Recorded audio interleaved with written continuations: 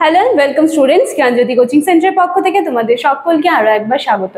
এর আগের দিনে কিন্তু আমরা ন্যায় দর্শন ও মূল্যবিদ্যা নিয়ে একটা ক্লাস শুরু করেছিলাম, যেটা কিন্তু অ্যাজ আ পার্ট 1 হিসেবে তোমরা পেয়েছিলে।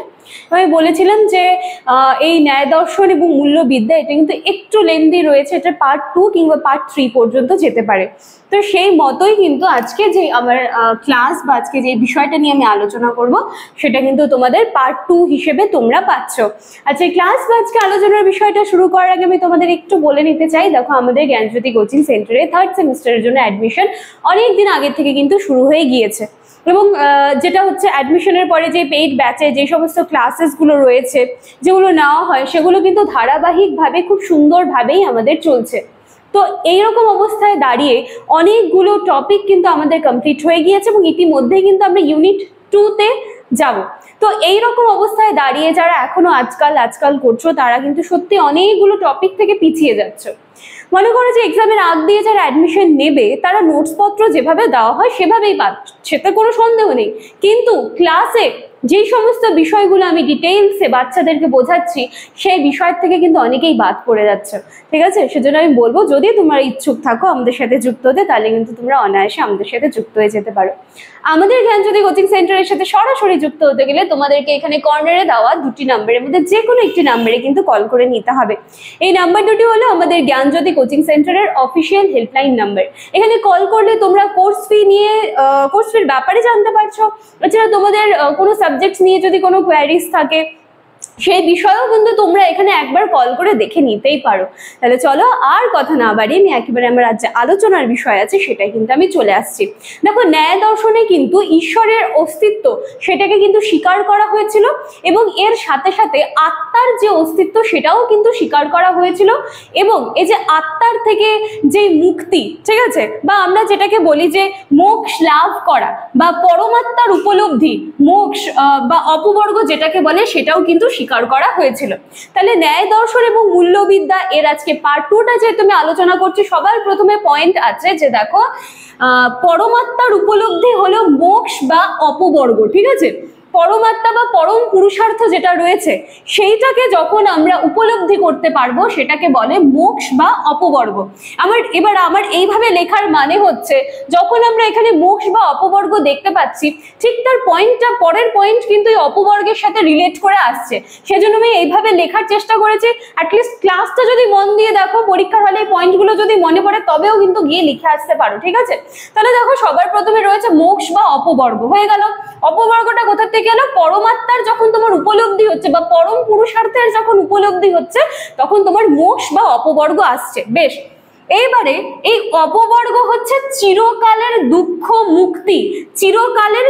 মুক্তি, এবং সেখান থেকে কি হচ্ছে, তোমার দেহে যে বন্ধন ছিল সেইটারও কিন্তু একটা মুক্তি হচ্ছে। আচ্ছা দেখো, এই যে দেহের বন্ধন থেকে যখন মুক্তি হচ্ছে সেটাকে কিন্তু বলে যে আত্মার দুঃখ মুক্তি হচ্ছে।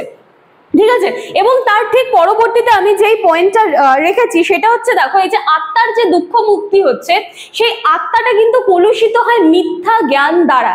ঠিক আছে, তাহলে দেখো তার ঠিক পরের পয়েন্ট কি চলে আসলো, মিথ্যা জ্ঞান। এবং এই যে মিথ্যা জ্ঞান, এখান থেকে কিন্তু আবার তৈরি হচ্ছে ত্রিবিধ দোষ। ঠিক আছে, সেই ত্রিবিধ দোষগুলো কি কি? একটা রাগ, একটা দেশ, এবং একটা হচ্ছে মোহ। রাগ সম্পর্কে আমরা জানি, দেশ মানে হচ্ছে যেটাকে হিংসা বলে, দয় বা একার, পেটকাটা মূর্ধন্য স, এবং একটা হচ্ছে মোহ যেটাকে মোহ মায়া আমরা যে বলি সেই ব্যাপারটা। ঠিক আছে, এবার দেখো এই যে ত্রিবিধ যে দোষ সেইখান থেকে কিন্তু তৈরি হচ্ছে দোষের থেকে প্রবৃত্তি তৈরি হচ্ছে। তাহলে এই ত্রিবিধ দোষটা কিসের থেকে হলো? মিথ্যা জ্ঞানের থেকে, এবং এই মিথ্যা জ্ঞানটা কোথা থেকে হচ্ছে? যেটা কিন্তু আত্মাকে কলুষিত করছে। ঠিক আছে, এইবারে দেখো এই যে দোষ থেকে আসছে প্রবৃত্তির সৃষ্টি হচ্ছে। এবার এই দোষের বশবর্তী হয়ে, মানে দোষের দ্বারা আসক্ত হয়ে বা দোষের দ্বারা শিকার হয়ে কিন্তু 3 রকমের শুভাশুভ কর্ম তৈরি হচ্ছে। একটা হচ্ছে বাচনিক শুভাশুভ কর্ম, একটা মানসিক শুভাশুভ কর্ম, এবং আরেকটা হচ্ছে শারীরিক শুভাশুভ কর্ম।